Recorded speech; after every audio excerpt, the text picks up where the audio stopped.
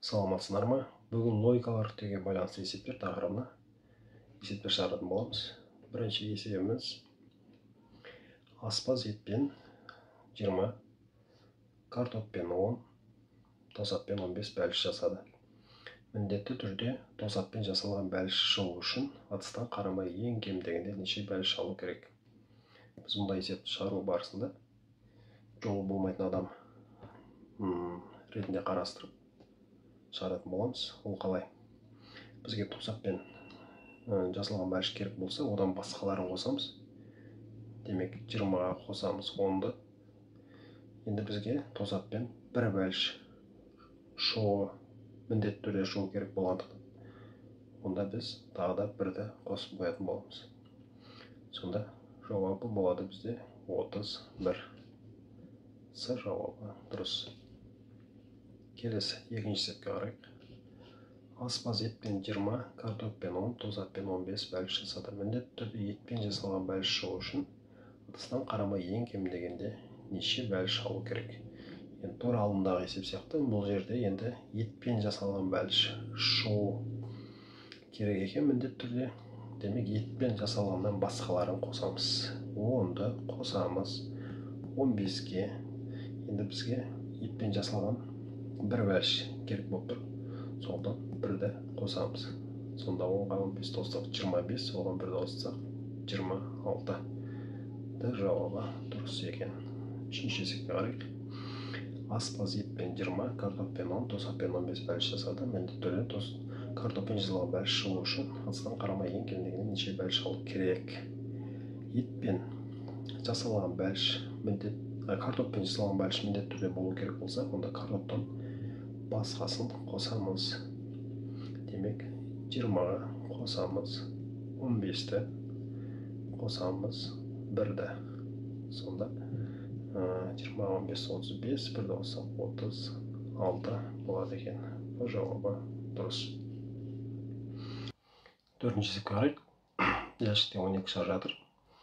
Олардың 6-ы қызыл, 3-і ақ, 2-і жасыл және 1-і көк. Жәшікке қарамай кем дегенде бір қызыл шар шығарғанына нақты сенімді болу үшін ең аз алынатын шардың санын анықтаңыз. Қызыл шар міндетті түрде шығу керек болғандықтан, біз қызылдан басқаларын қосамыз. Демек 3 ақ бар, 3 қосамыз, 2 жасыл бар, 2 қосылған, 1 көк бар. Және бізге бір қызыл шар керек, сондықтан тағы да 1-ді қосып қоямыз. Сонда 3-ке 2-ні қоссақ 5, оған 1-ді қоссақ 6, оған 1-ді қоссақ 7. Сонда біз 7 деген жауапты таңдайды екенбіз. Бесінші есепке көштік. Жәшікте 12 шар жатыр. 6-ы қызыл, 3-і ақ, 2-і жасыл, 1-і көк. Жәшікке қарамай кем дегенде бір ақ шар шығарғанына нақты сенімді болу үшін ең аз алынатын шардың санын анықтаңыз. Ақ шар шығарғанына нақты сенімді болу үшін дейді. Демек ақтан басқаларын қосамыз. 6 қызыл бар, қосамыз. 3-і ақ екен, демек 2 жасылға өтеміз, қосылған 1 көк. Және қосамыз, бізде 1 ақ керек. Сондықтан 1-ді қосамыз. 6-ға 2-ні қосамыз, 8, оған 2-ні қоссақ 10 болады екен. Жауабы дұрыс. 6-шы есепке көшейік. Жәшікте 12 шар жатыр. Олардың 6-ы қызыл, 3-і ақ, 2-і жасыл және 1-і көк. Жәшікке қарамай кем дегенде бір жасыл шар шығарғанына нақты сенімді болу үшін ең аз алынатын шардың санын анықтаңыз. Бізге жасыл шар шығарғанына нақты сенімді болуы керек болғандықтан жасылдан басқаларын қосамыз. 6 қосылған 3, қосылған 1 және бізге бір жасыл шар керек, сондықтан тағы да 1-ді қосып қоямыз. 6-ға 3-ті қосамыз 9, оған 2-ні қоссақ 11. Жауабы дұрыс екен. 7-ші есепке көштік. Жәшікте 12 шар жатыр. Текст тура солай екен. Енді бізге көк шар шығарғанына нақты сенімді болу үшін дейді. Демек көк шардан басқаларын қосамыз. 6 қосу 3, қосу 2 және бізге бір көк шар керек. бірді де қосамыз, сонда бізде 12 шығады екен.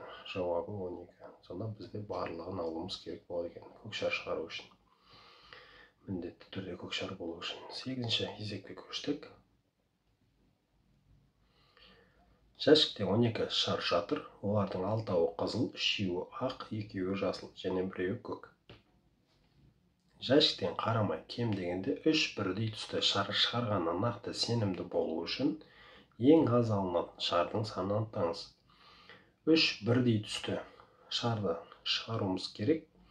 Ал егер осындай есепте осындай сұрақ болатын болса, біз 3-ке дейінгі сандарымен қосып шығатын боламыз. Ол қалай?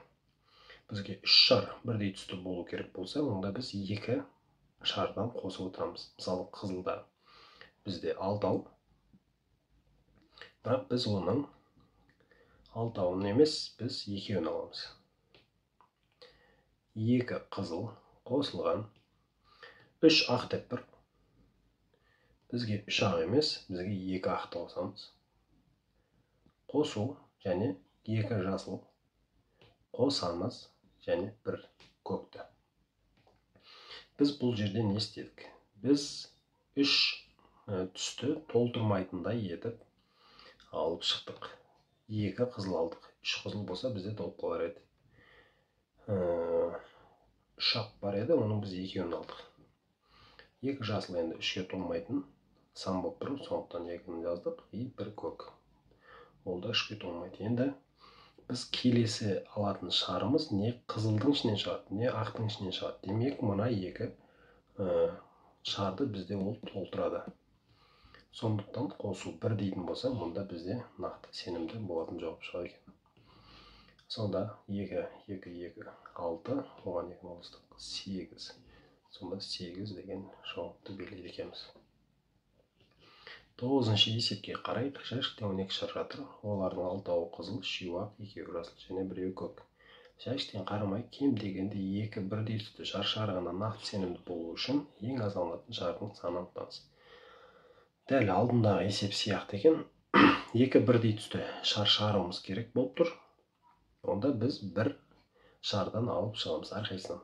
1 қызыл қосамыз, 1 ақ қосамыз, 1 жасыл қосамыз, 1 көк.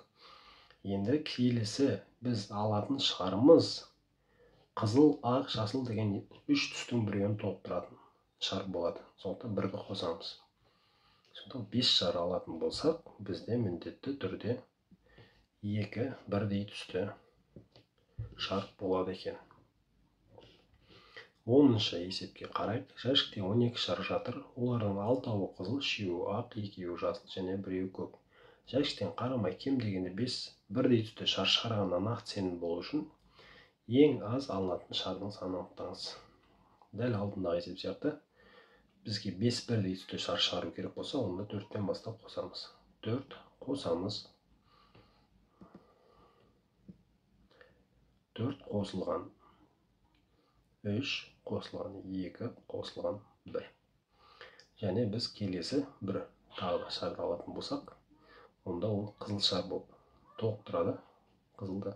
Сонда бізде жауабы 7, 9, 11. 11 болады екен.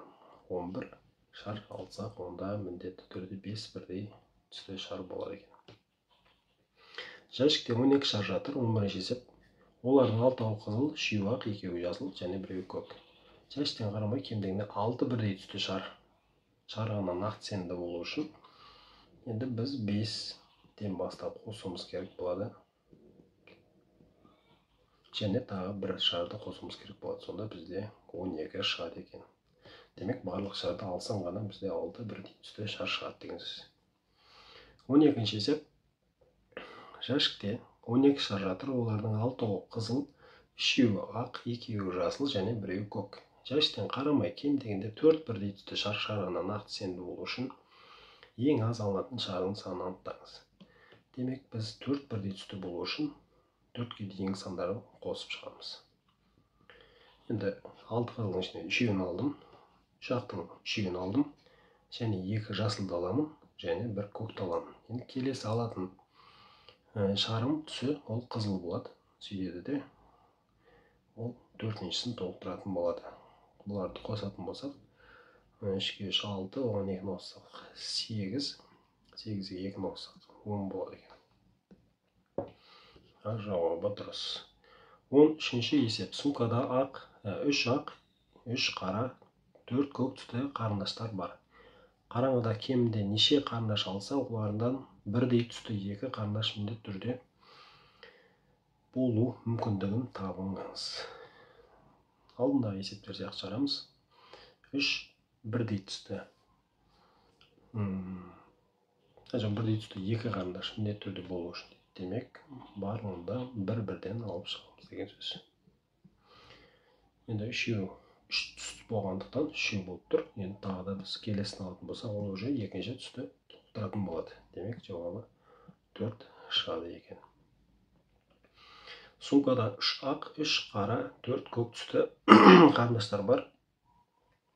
Қараңғыда ең кемінде неше қарындаш алса, олардан қара түсті бір қарындаш міндетті түрде болу мүмкіндігін табыңыз.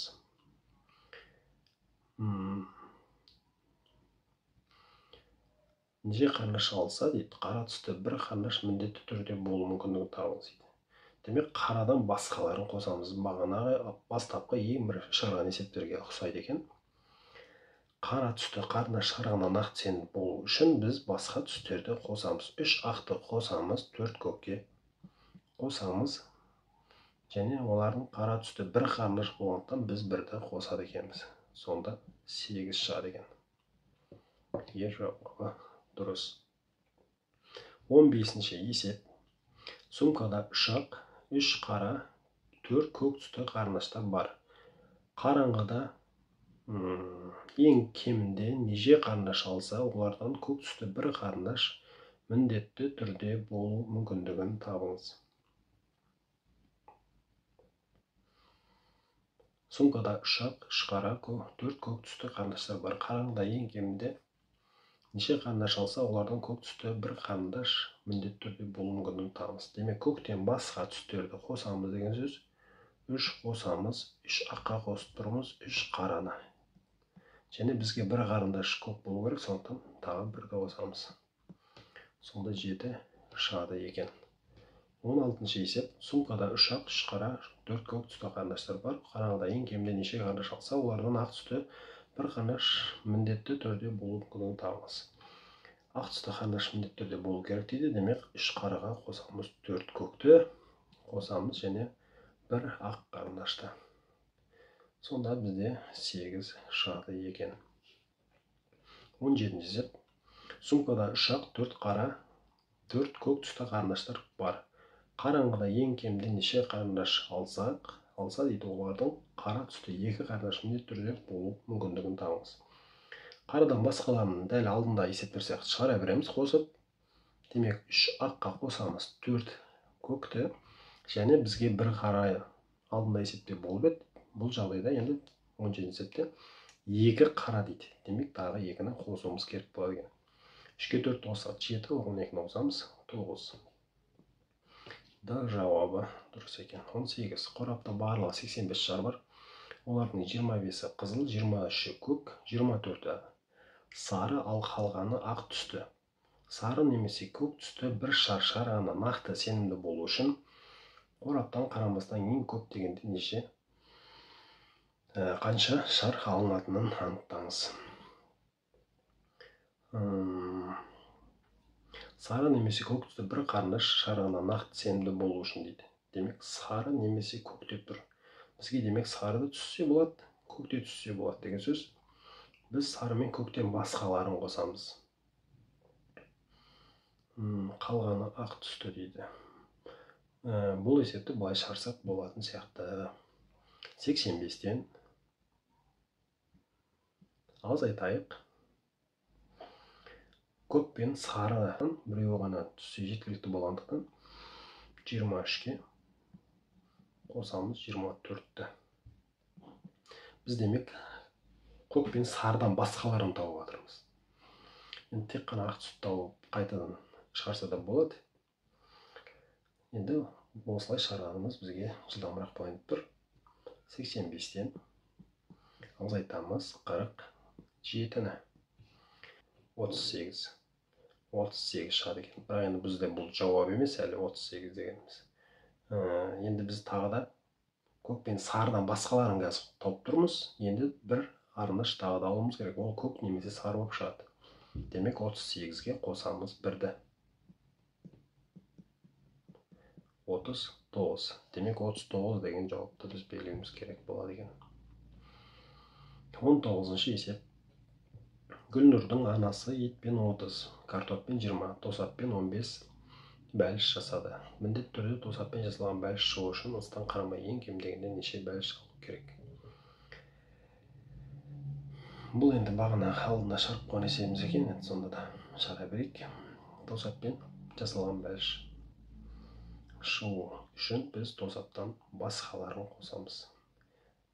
30-ға қосамыз, 20-ны қосамыз, 1-ді, сонда 1 болады 2. 20. 23 оқушының 14-ті химия сабағына дайындалмай келген, бірақ мұғалім оқушылардың қайсысы дайындалмай келгенін білмейді. Мұғалім сабаққа дайындалмай келген оқушыны тақтаға шығарғанда нақты сенімді болу үшін кем дегенде неше оқушыны тақтаға шығару керек? Енді бұл есепте біз 23-тен азайтайық 14-ті. Біз нені табамыз бұны азайтқан кезде? Біз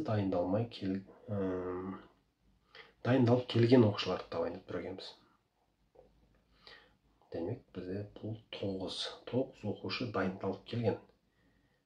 Кемде бір оқушы дайындалмай келген болу үшін біз 10 оқушыны шығаруымыз керек. Себебі 9-ға қосамыз 1. Сонда 10 болады екен. Бұл жауабы дұрыс. Келесі 21-ші есепке көштік. Қорапқа 1-ден бастап 100-ді қоса есептегенде дейінгі сандар карточкаларға жазылып салынды.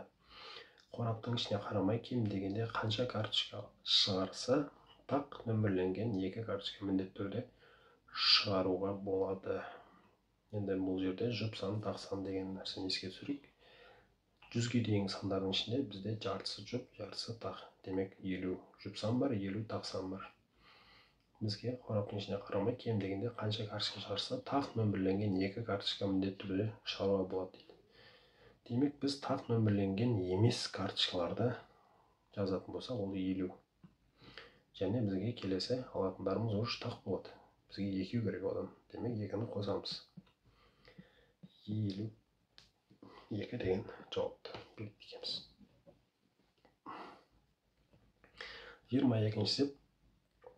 Қорапта барлығы 121 шарап бар. Олардың 45-і қызыл, 43-і көк, 24-і сары. Ал қалғаны ақ түсті. Ақ түсті бір шар шығарғанда нақты сенімді болу үшін қораптан қарамай ең аз дегенде қанша шар алынатынын анықтаңыз.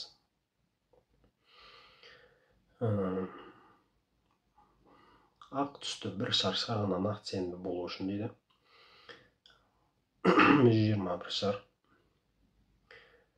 Демек, біз басқаларын қосып, оған тағы бір ақты қосып шығарсақ болады. Не үшін? Себебі 121 шар бар, оның 45-і қызыл деді, 43-і көк деді, 24-і сары. Енді басқа түстерді қызыл, көк, сарыны қосатын болсақ, енді қалған ақ түс қана болады. Демек, бізге бір ақ болу керек болса, оны соны қосып қойсаңыз, 121 деген сан біз үшін қажет болмай қалды. 45-ке 43-ті қоссақ 88, 88-ге 24-ті қоссақ 112, оған 1-ді қосамыз, 113 болады екен. Келесі 23-ші есеп. Қорапта 15 қызыл, 13 көк, 14 сары, 3 ақ, 4 жасыл түсті шала жатыр. Ақ түсті және жасыл түсті әрқайсысына бір шар шығарғанда нақты сенімді болу үшін қораптан қарамай ең аз дегенде қанша шар алынатынын анықтаңыз. Және деген сөз тұр бұл жерде. Ақ және жасыл. Немесе десе, онда біреу алса жеткілікті еді. Бағана алдында бір есепте болып еді. Енді бұл есепте және деп тұр. Демек бұл басқаша айрықша есеп болайын деп тұр тағы да. Ақ түсті және жасыл түсті дейді. Біз ақ көп па, жасыл көп па, соны қарауымыз керек болады. Ақтың саны 3 екен, жасылдың саны 4 екен. Демек бізге жол болмайтын адам ретінде қарастыратын болғандықтан бізге жасыл түсті бірінші түсуі керек. Себебі бізге көбірек алған кезде ғана орындалатын жағдайды қарастыруымыз. 15-ке қосамыз 13-ті, қосамыз 14-ті. Ақ түсті және жасыл түсті шығару керек дейді. Қосамыз 14-ті. Енді келесі бізде жасыл түсті болу керек. 4-ті қосамыз, содан кейін бір ақ түсті қосып қоямыз. 15-ке 13-ті қоссақ 28, 28-ге 14-ті қоссақ 42, 42-ге 4-ті қоссақ 46, 47, 47 деген жауапты белгілейді екенбіз. 24-ші есепке қарайық. Қорапта 100 шар бар, олардың жартысы ақ, қалғаны қара түсті шарлар. Жартысы деп демек 50-ін айтып тұр. Бұл ақ түсті, бір ақ түсті шар шығарғаны нақты сенімді болу үшін қораптан қарамай ең аз дегенде қанша шар алынатынын анықтаңыз. Демек біз жартысы ақ, жартысы қара, сондықтан бір ақ түсті шығарғаны нақты сенімді болу үшін де 50 қараға қосамыз бір ақты. Сонда 51 деген жауап болады екен. 25. Үстел үстінде 3 ақ, 3 қара, 4 жасыл түсті қарындаштар бар.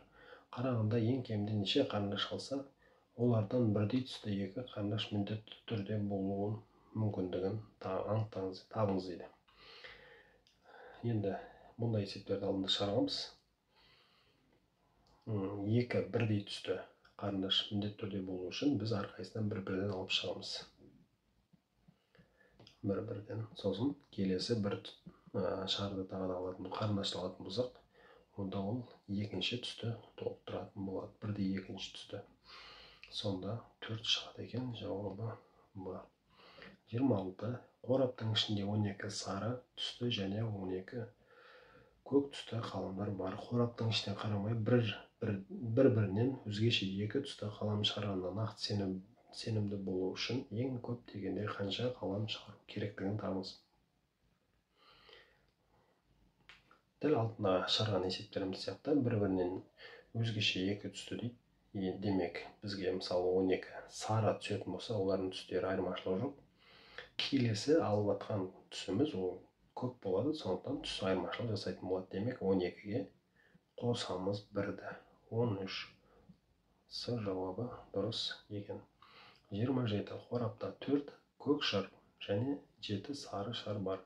Қораптың ішіне қарамай 2 сары шар шығарғаны нақты сенімді болу үшін көп дегенде неше шар алу қажет керек. Сонымен қораптың ішіне қарамай 2 сары шар шығарғанына дейді. Біз сарыдан басқаларын 4-ті қосамыз, 2 сары шары, сонда 6 болады екен. Қалтада 7 жасыл, 4 сары, 2 қызыл шар бар. Қалтаның ішіне қарамай 3 жасыл шар шығарғаны нақты сенімді болу үшін ең көп дегенде неше шар алу керек. 3 жасыл шар шығарғаны нақты сенімді болу үшін дейді. Демек жасылдан басқаларын қосамыз, 4-ке қосамыз 2-ні. Тағы да бізге 3 жасыл шарды қосуымыз керек болады. Сонда 6-ға 3-ті қосамыз 9. А жауабы дұрыс екен. 29-шы есеп. Қалтада 7 жасыл, 4 сары, 2 қызыл шар бар. Қалтаның ішіне қарамай 2 сары шар шығарғаны нақты сенімді болу үшін дейді. Сарыдан басқаларын қосамыз, 7-ге қосамыз 2-ні. Қосамыз және тағы да 2-ні. Себебі 2 сары шар шығаруымыз керек дейді. Сонда қосатын болсақ 11. Жауабы дұрыс екен. 30. Қалтада 7 жасыл, 4 сары, 2 қызыл шар бар. Қалтаның ішіне қарамай 1 қызыл шар шығарғаны нақты сенімді болу үшін дейді. 2 қызыл бар. Қызылдан басқаларын қосамыз. 7 қосу 4 қосу 1. Иә, сонда жауабы болады 12. 31. Дорбада 4 ақ, 7 қара, 8 қызыл шар бар. Алынған шарлардың ішінде міндетті түрде 6 бірдей түсті шар болу үшін қарамай көп дегенде неше шар алу керек? Бізге 6 бірдей түсті болу үшін біз барлығында 6-ға дейінгі сандарды қосып шығамыз. 4-ті қосамыз, енді қақшарымыз толмайды 5-ке. Оған қосамыз 5-ті, қосамыз 5-ті. Демек 7 қарадан 5-еу алдым, 8 қызылдан 5-еу алдым. Және қосамыз 1-ді. Қосындының мәні бізде 15 болады екен. Бұл жауабы дұрыс. 32. Сөмкеде 4 жасыл, 7 қызыл, 9 сары қаламдар жатыр.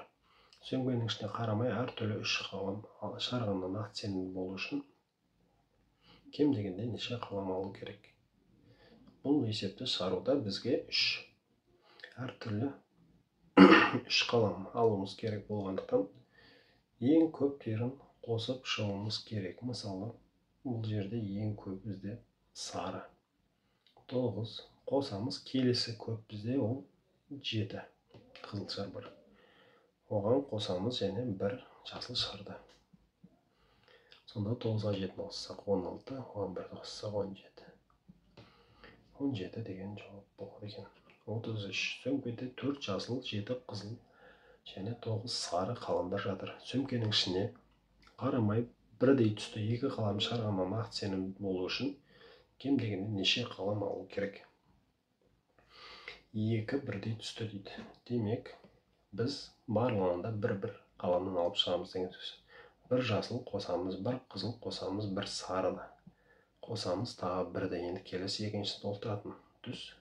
Сонда жауабы 4 болады екен. 34. Сөмкеде 4 жасыл, 7 қызыл және 9 сары қаламдар жатыр. Сөмкенің ішіне қарамай бірдей түсті 3 қалам шығарғанына нақты сенімді болу үшін кем дегенде неше қалам алу керек? 3 бірдей түсті қалам алу үшін дейді. Демек, барлығында 3-ке дейінгі 2. 2-ден қосып шығамыз. Жасылдың ішінде 2 бар. Демек, 4-тің 2-ін алдым, 7-дің 2-ін алдым, 9-дың 2-ін аламыз. Енді келесі алатын түсіміз ол уже 3-ші түсті толтыратын болады. Сонда жауабы болады екен 7. 35. Сөмкеде 4 жасыл, 7 қызыл және 9 сары қаламдар жатыр. Сөмкенің ішіне қарамай бірдей түсті 4 қалам шығарғанына нақты сенімді болу үшін кем дегенде неше қалам алу керек? Бірдей түсті 4 қалам дейді. Демек, 4-ке дейінгі сандарды қосамыз деген сөз. Жасылдан 4-еу бар, демек одан 3-еу аламыз. Және қызылдан да, сарыдан да. Енді келесі бір қаламды алатын болсам, ол келесі түсті толтыратын болады. Демек, жауабы 10 болады екен. 36. Сөмкеде 4 жасыл, 7 қызыл және 9 сары қаламдар жатыр. Сөмкенің ішіне қарамай 1 жасыл және 1 сары қалам шығарғанына нақты сенімді болу үшін жасыл мен сарыны салыстыруымыз керек. Жасылдың саны 4-еу, сарының саны 9. Біз көбін алуымыз керек. Бұнда есеп алдында болған. Демек, жасыл да сары да емес түсті аламыз ең бірінші. Ол 7. Қосамыз енді көбін. Көбі ол сары. Демек, 9-ды қосамыз, келесі 4-тің ішінен тағы 1-еу. Сонда 7-ге 9 қоссақ 16, оған 1 қоссақ 17. Жауабы дұрыс екен. 37. Сөмкеде 4 жасыл, 7 қызыл, 9 сары қалам бар. Сөмкенің ішіне қарамай 1 қызыл және 1 сары қалам шығарғанына нақты сенімді болу үшін дейді. Қызыл мен сарыны салыстырамыз. Қызылдың саны 7, сарының саны 9 екен. Бізге көбін алуымыз керек дегенбіз. Алдында есепте дәл солай. Енді қызыл мен сары емес, ол жасыл бізде. Қосамыз 9-да, 9 сары бар. Енді қосамыз тағы 1-ді. Сонда жауабы 14 болады екен. 38. Сөмкеде 9 көк және 1 қоңыр қаламдар бар. Сөмкенің ішіне қарамай қоңыр түсті қалам шығарғанына нақты сенімді болу үшін кем дегенде неше қалам алу керек? 9 көк және 1 қоңыр дейді. Қоңыр түсті қалам дейді. Қоңырдан басқасы 9, оған қосамыз 1-ді. Сонда 10. барлығын алуымыз керек деген сөз. 39. Сөмкеде 4 жасыл, 7 қызыл және 9 сары қаламдар жатыр. Сөмкенің ішіне қарамай 1 жасыл және 1 қызыл қалам шараны нақты сенімді болу үшін ең кемдігінде неше қалам алу керек? 1 жасыл, 1 қызыл дейді. Жасыл мен қызыл салыстырсақ, қызыл көп екен. Жасыл мен қызылдан басқа 9 сары бар. Оған қосамыз көбін. Демек 7-ні қосамыз 1-ді. Сонда 17 болады екен. Жауабы А.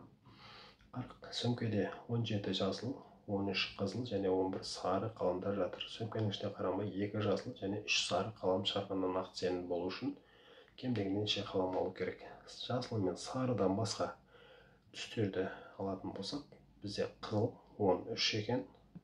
Қосамыз. Енді жасыл мен сарыны салыстырамыз. Бізде жасылдың саны көп екен. Жасылдан 2 қалам алуымыз керек. Демек, жасылдың барлығын аламыз. 17 және сарыдан бізге 3 керек. Демек, келесі 3-ті қосатын болсам, 3 сары болады дейміз. 13-ке 17-ні қоссақ 30, 3-ті қоссақ 33 болады екен. 41. Айдарханның өлшемдері бірдей 3 түргөз дәптері және 7 жол дәптері бар. Бірақ олар қараңғы бөлмедегі үстелдің үстінде араласып жатыр. Айдархан жарықты жақпай бір жол дәптерді мектебіне алып кеткеніне нақты сенімді болу үшін ең кем дегенде неше дәптер алу керек дейді. 3 түргөз және 7 жол.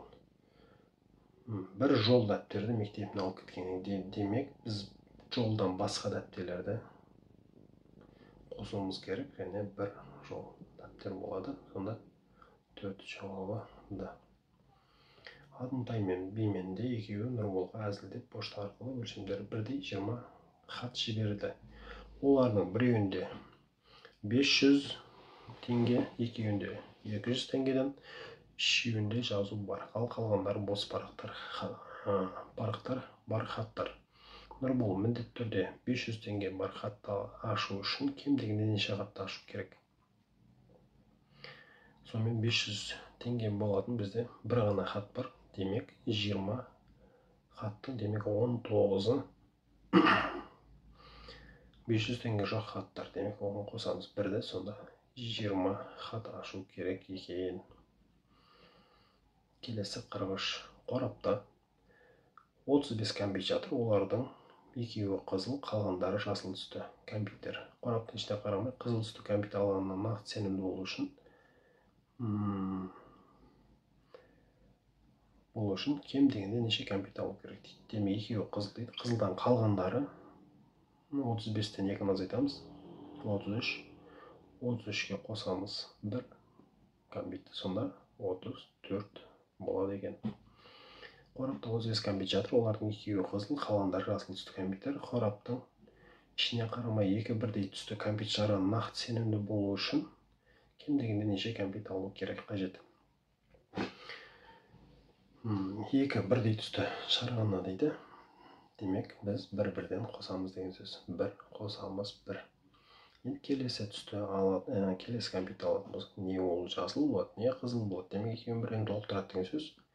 Демек, 3 кәмпитті алсақ жеткілікті екен. Қорапта 18 қалам жатыр. Олардың біреуі қара, қалғандары сары түсті қаламдар. Қораптың ішіне қарамай қара түсті қаламды алғанына нақты сенімді болу үшін кем дегенде неше қалам алу қажет? Сонда бір қара бар, демек қалғандары 17 сары түсті қалам бар. Демек, біз бір тағы да қаламды алуымыз керек. Сонда 18. Демек, барлығын алуымыз керек болады екен. 46. Қалтада 9 көк, 5 қызыл және 2 сары шар бар. Қалтаның ішіне қарамастан 2 көк шарғанына нақты сенімді болу үшін қалтадан кем дегенде қанша шар алу қажет екені болатынын көрсетіңіз. 2 көк шар шығарғанына нақты сенімді болу үшін дейді. Біз көктен басқаларын қосамыз. Дәл алдында шығарып қойған есептеріміз секілді екен. Қосамыз 2 көкті тағы да. Сонда 5-ке 2-ні қоссақ 7, 2-ні қоссақ 9. Сонда жауабы С екен.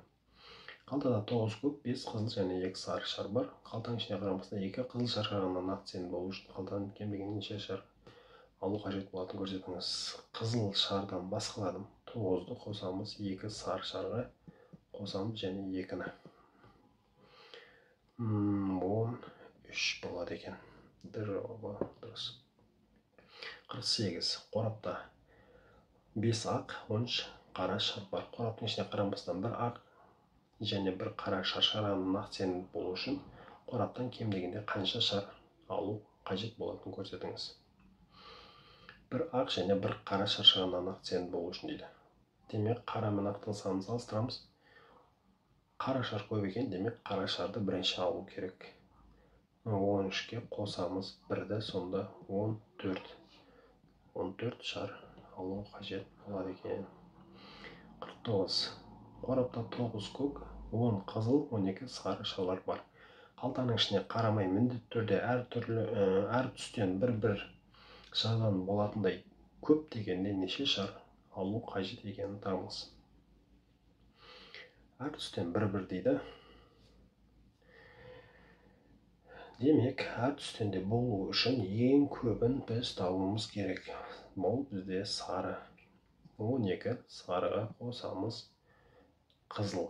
Келесі көбіміз ол 10. Қосамыз енді 1-ді.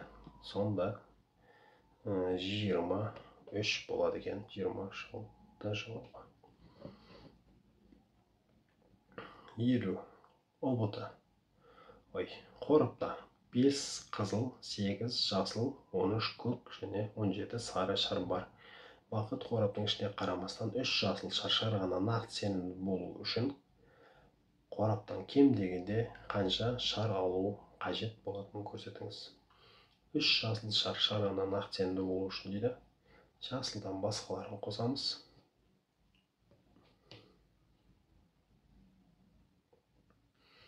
5 қызылға қосамыз, 13 көкті қосамыз, 17 сары қосамыз және 3 жасыл шар.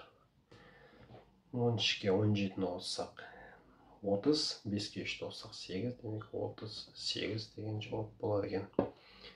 Сонымен сабағымыз аяқталды. Сау болыңыздар.